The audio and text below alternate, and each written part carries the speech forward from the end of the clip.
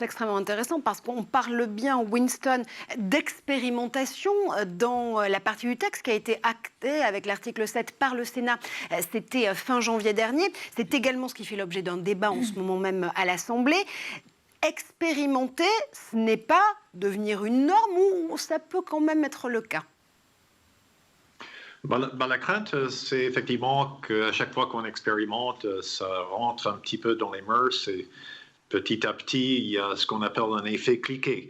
Et la société s'habitue de plus en plus à des moyens de surveillance, etc.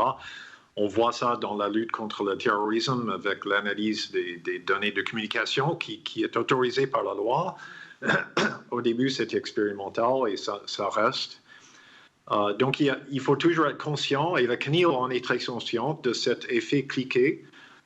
Néanmoins, je pense que cette loi d'expérimentation est très salutaire parce que, comme disait Marion, ça sort le sujet d'une zone d'ombre juridique où ces systèmes de vidéo intelligente naviguaient un petit peu dans un flou entre le Code de la sécurité intérieure d'un côté, les RGPD de l'autre.